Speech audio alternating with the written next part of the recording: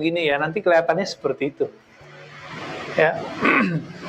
Dan Allah mengatakan, tidaklah aku menciptakan jin dan manusia. Jin itu diciptakan min marjin min nar, dari nyala api neraka. Jadi sebelum kita bertugas di bumi, yaitu kakek kita Sayyidina Adam, sebelum itu sudah ada namanya Banul Jan.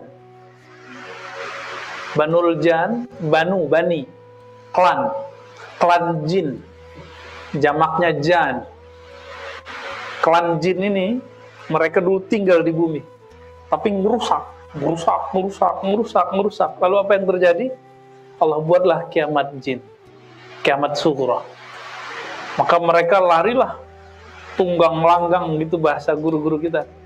Lari ke gunung, lari ke air, laut, ke sungai, ke pohon-pohon. Yang agak keren punya sayap, naik ke awan. Maka wajar kalau antum dengar ada orang naik hiking, naik gunung, itu bisa hilang nggak? Kok bisa hilang? Nabi pesan di hadis Imam Al-Hakim, hadis sahih, jika kamu naik gunung, jangan misah-misah. Ini malah sengaja mau mojok. Naik gunung niatnya mojok. Ngapain ke gunung? Ya? Nggak usah ke gunung sono kali kalau mau mojok mah. Ya? Terus gimana? Kata Nabi, kalau kamu naik gunung tetap bareng, apapun yang terjadi. Kenapa? Karena di sana sarangnya jin, manazil atau buyutnya. Buyut, bait, rumah-rumah, manazil tempat tinggal. Jin tinggal di sana. Di air-air, sungai-sungai, pohon-pohon, batu-batu tua. Kan tuh kalau punya cincin tuh hati-hati tuh. Ya. Wah, bisa dirasain, Dok. Bisa dirasain tuh, Dok. Ya. Ada teknik merasakannya. Ya. Ada yang masuk ke logam-logam, maka ketika si empu buat keris, buat pisau, itu bisa dipanggil balik. Ya. Ada yang masuk ke gunung-gunung, ke bukit-bukit. Jadi nggak heran kalau kemudian ada namanya penghuni gunung, gitu ya, penghuni hutan. Itu bukan di tanahnya, dia di pohon-pohonnya. Jadi nggak heran kalau ada hantu pohon, gitu ya. Itu kan bahasa kita, bahasa Arabnya jin, sama aja. Jadi ada nggak hantu? Ya ada, tapi jenis jin. Jahat nggak? Ya nggak tahu saya. Iseng paling ya. Ada yang kemudian ke air, ke laut. Maka nanti kita dengar ada raja laut, ratu apa? Ya, Nyi Roro Kidul. Itu bukan satu kali ya, mungkin banyak wallahu alam. Kita kan bukan pakar jin, bukan jinolog. Tapi kalau melirik dari hadis-hadis Nabi tadi, ternyata terang benderang, jelas. Sangat jelas. Namun di antara jin itu ada yang bernama syaitan. Nah, syaitan ini ada yang sudah masuk ke dalam pembuluh darah manusia, maka Nabi mengingatkan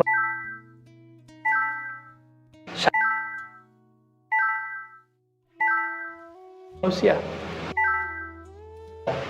Tapi kalau jin itu makhluk mandiri. Kalau setan itu sifat sebenarnya.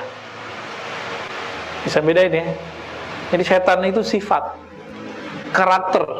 Yang karakter itu ada pada jin, karakter itu ada pada kita, manusia.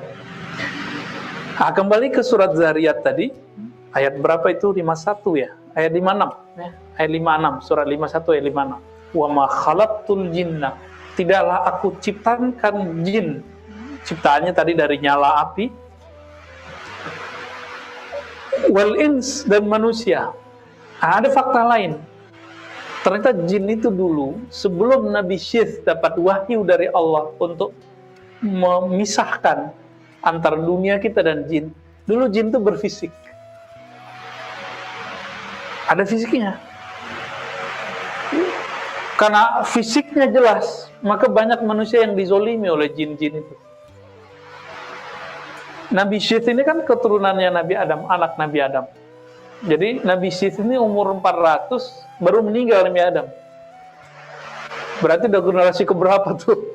Jadi Nabi Adam punya anak, anaknya punya cucu, anak berikutnya itu yang terakhir itu Nabi Syith, lebih kurang. Nabi Syith ini gak masuk ke Nabi yang 25, tapi masuk ke Nabi yang 313. Dapat wahyu dari Allah untuk apa? Untuk membuat garis pembatas antara alam manusia, alam jin. Maka alhamdulillah kita berterima kasih kepada Allah dan berterima kasih kepada Nabi Syith. Dengan berkah beliau, kita tidak bisa melihat jin. Jin pun tidak bisa ngelihat kita. Maka kalau sekarang misalnya ada makhluk jin samping kiri kita, kalau kita giniin dia nggak kena juga. Dia giniin kita nggak kena juga, kecuali melanggar batas. Ada caranya. Nah, dan itu merusak. Ya. Nah, itu Nabi siapa tadi? Nabi Syith, ya. Yang lucunya beberapa wilayah di Indonesia, orang-orang kepercayaan itu pernah meyakini Nabi Syith seperti orang Badui hanya meyakini Nabi Adam. Jadi kalau datang ke orang Badui, kita tanya, Nabi ente siapa? Oh, Nabi kita Nabi Adam katanya. Kalau kita tanya Nabi Muhammad, oh itu nabinya jalurnya beda lah.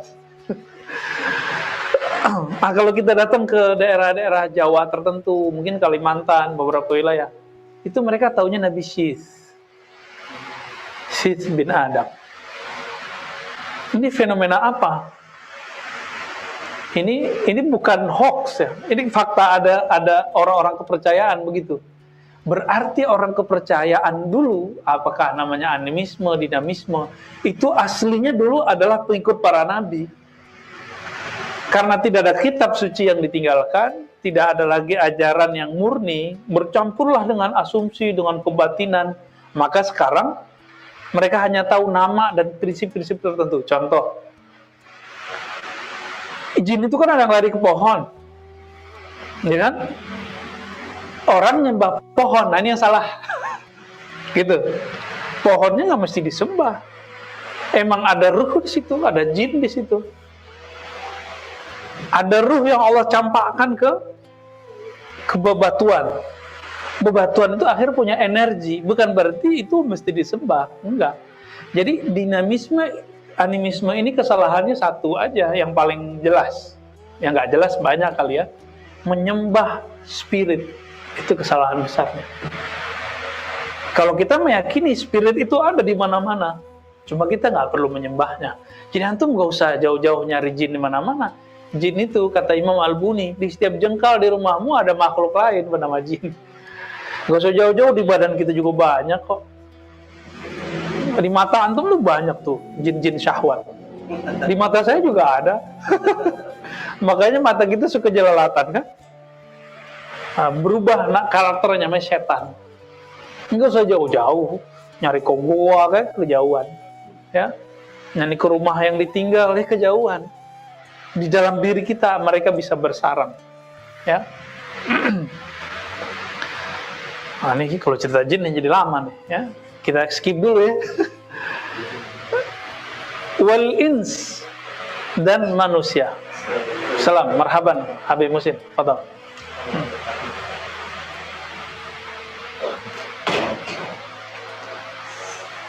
Wah, Habib keren nih celananya.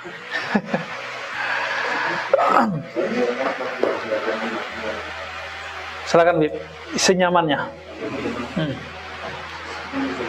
Tidaklah aku ciptakan. Jadi Allah itu kalau ngomong penciptaan, yang langsung ditanganinya, itu kalimatnya langsung pakai aku. Itu menunjukkan bahwa Allah tidak mau di situ ada keambiguan mengenai pencipta lebih dari satu. Tapi lain ceritanya kalau Allah mengatakan tentang inna nahnu nazzalna dzikra wa inna lahu lahafizun. Sungguh kami yang menurunkan az-zikra, peringatan Al-Quran, maka kami juga menjaganya. Kalau udah pakai kami, berarti Allah kemudian melibatkan Lauh Mahfuz, melibatkan Malaikat Jibril. Ada satu surat ujungnya aja tuh 3 ayat surah Al-Hasyr itu 70.000 malaikat mengiringinya. Jadi turun malaikat bawa ayat itu, mengawal ayat itu supaya sampai ke kolbu Nabi Sallallahu Alaihi Wasallam. 3 ayat terakhir surah Al-Hasyr. Nanti itu jadi wirid kita sebelum kita mulai. Ya, next pada lebaran baca Al-Fatihah, baca laqad ja'akum, kemudian huwallahu lazi la ilaha illahu, kemudian kul selesai baru sholawat kita mulai ngaji. Nanti Anda kirimin ya bacaan pendek, karena kalau mau dikasih rotibul haddad kepanjangan buat antum. Ya, kita kasih rotib apa namanya? Mau dikasih apa namanya? Ya, rotibul hasyriyah kali ya.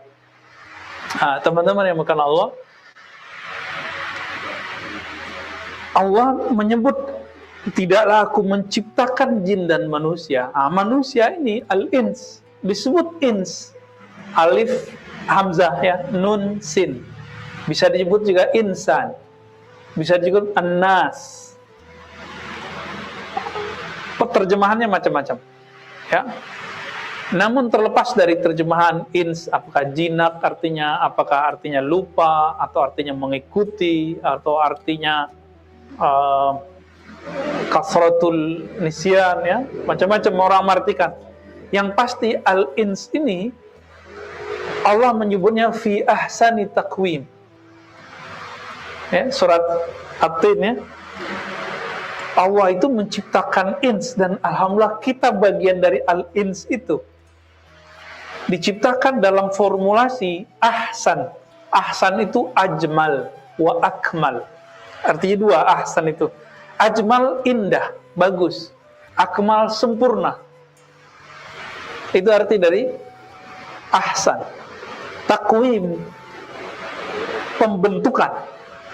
Maka kita ini, sebelum kita sudah ada makhluk mirip dengan manusia. Maka terungkap oleh ahli arkeologis, disebut misalnya dengan manusia purba, Homo sapiens. Kalau bahasa Jawa, bahasa Arabnya itu disebut al-ins al-jawi. Ada istilah begitu di kitab. Jadi manusia Jawa, ya ketemunya di Pulau Jawa kan? Ada Afriki gitu, ada mana gitu. Tapi kalau dalam bahasa ilmiahnya mereka disebut dengan beberapa istilah. Ya, dan itu nggak banyak. Nggak banyak jumlahnya. Udah ketemu berapa Homo sapien mirip manusia apa, atau homo itu, bukan homoseksual ya. Ada nggak sampai 70? Jumlahnya nggak akan lebih dari 70. Gitu. Dan umurnya panjang-panjang. Umurnya kayak Nabi Adam, 1000 tahun lebih gitu. Ya bisa jadi lebih, walau alam, kita nggak ngerti berapa umurnya. Dan itu yang pertama dicipta sendiri aja tuh. Mati, dicipta Allah lagi, mati, begitulah terus. Tentu lamanya bukan main. Sampailah kemudian kepada ahsan takwim. Jadi teori evolusi itu ada benernya, ada gak benernya. Apa nggak benernya? Cocok logi. Benernya kalau data itu ada. Jadi kita berterima kasih kepada Darwin dan CS-CS-nya bahwa dia sudah menemukan fosil-fosil itu. Ya, syukron laka ya Darwin. Ya kita terima kasih sama dia. Cuma dia kan cocok logi. Masalahnya manusia dari burung kan gitu katanya. Terus berubah jadi kera gitu ya. Mulai dari kera yang bentuknya kera banget gitu, sampai kemudian mirip dengan manusia yang disebut Homo sapiens. Jadi manusia Jawi itu adalah formulasi yang terakhir sebelum ini, sebelum Al-Brewok ini. Ya, 2 Rama kan ini. Ya, Rama Al-Fadani dan Al-Brewoki.